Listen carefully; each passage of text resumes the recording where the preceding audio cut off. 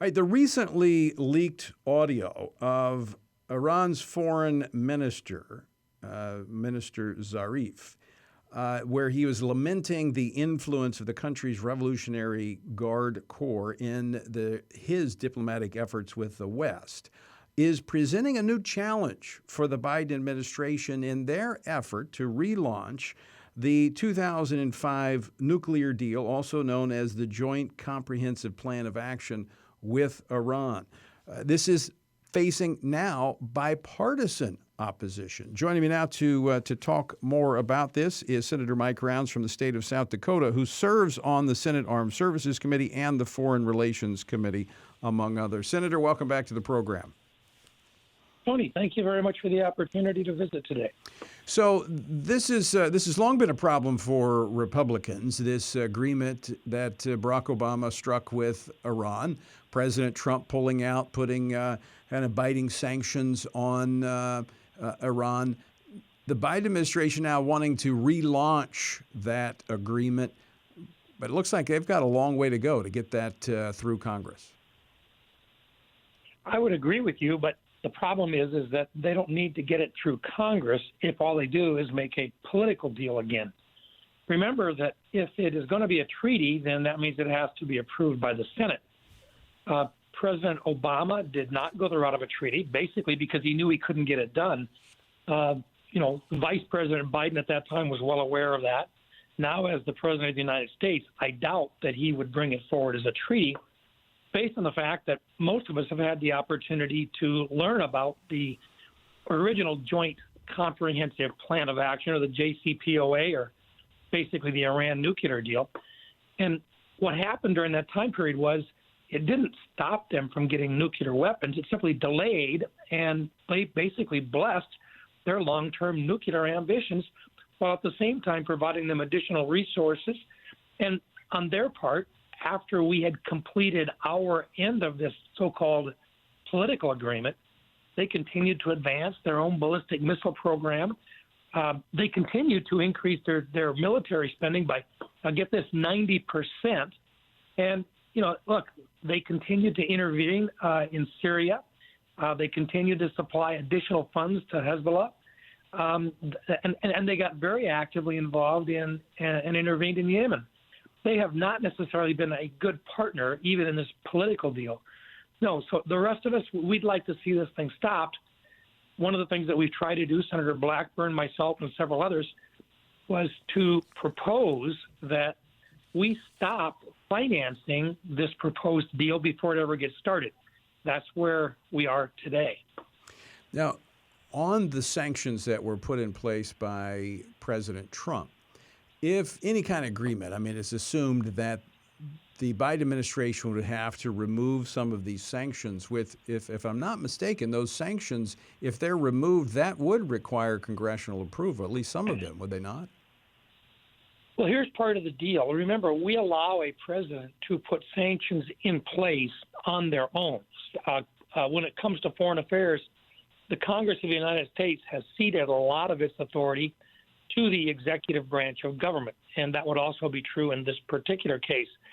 What President Trump did was to not only, what he really did was he went far and away beyond just stopping the nuclear deal or walking away from that really bad deal.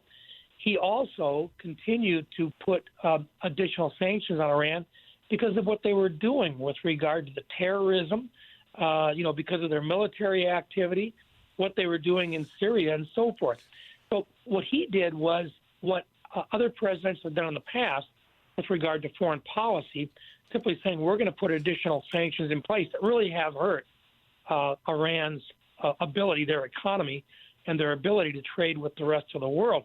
We also pushed our allies not to participate with them, and we threatened sanctions on other individuals that would participate with Iran.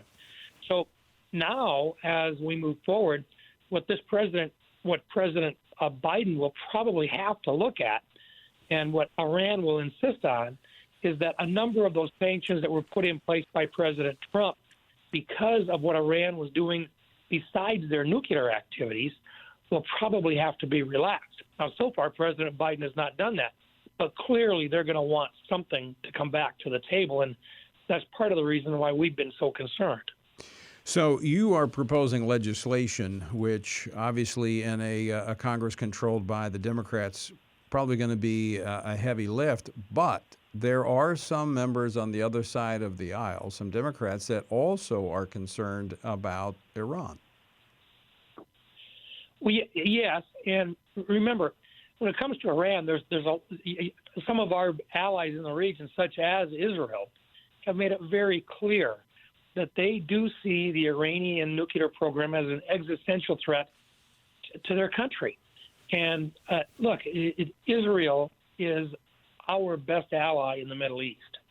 And to simply walk away and to do this without their approval or without their understanding of what we're doing would be a major mistake, in my opinion. And I think a lot of other people feel the same way. And so Israel does have support from other members of the United States Senate on both sides of the aisle. We recognize them as an ally, and that for our security and our long-term interests in the Middle East, we want to maintain good relationships with Israel. Right. And so Republicans and Democrats both recognize that. We don't have the same feelings towards Iran. We recognize them as being a serious threat to our interests in the Middle East.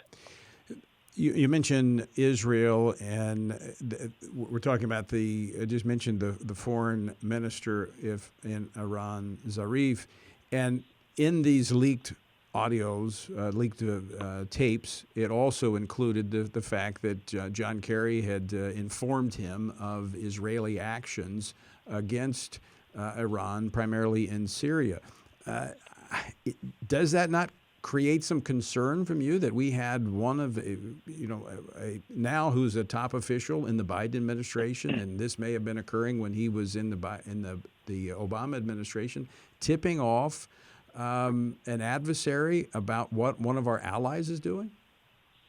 Well, remember that this is coming out of Iran, and so I'm going to take that with a grain of salt.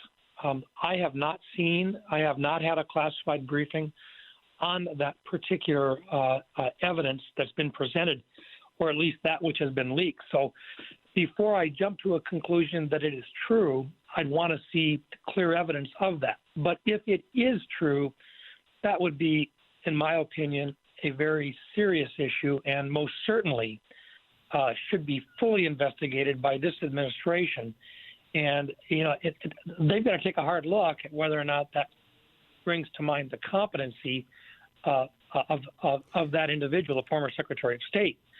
But let's not simply state that because we've got it in a news report that it is necessarily true. I think we have to be responsible and make sure that that's true before we go farther. Fair enough, although there were other statements in there that would suggest that they wouldn't have released it for their benefit because, as I said, he's criticizing the Revolutionary Guard, which did not set well at home. But let me ask you this question following up. And your point's well taken. I appreciate that.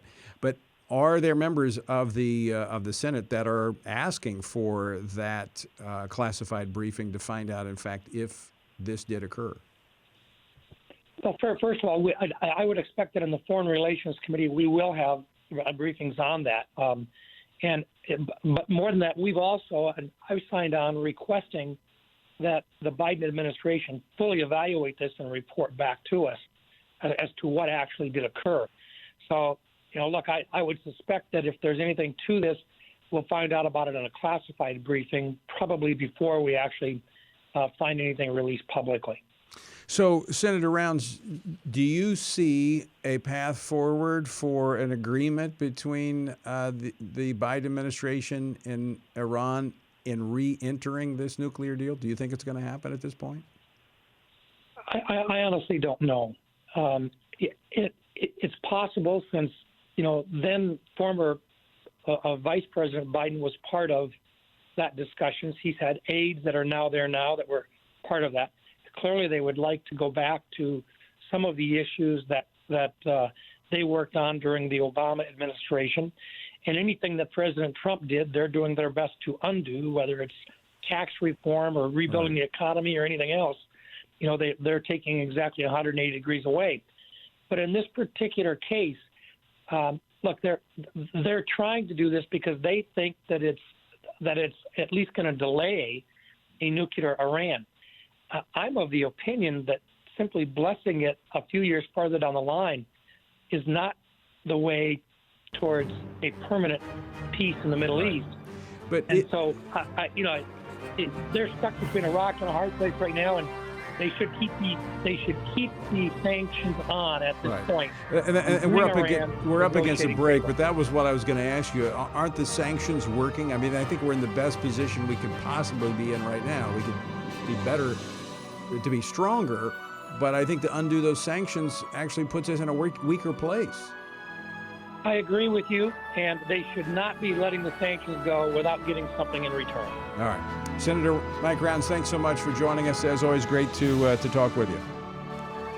Thank you, sir. Appreciate the opportunity. Absolutely. Have a great day.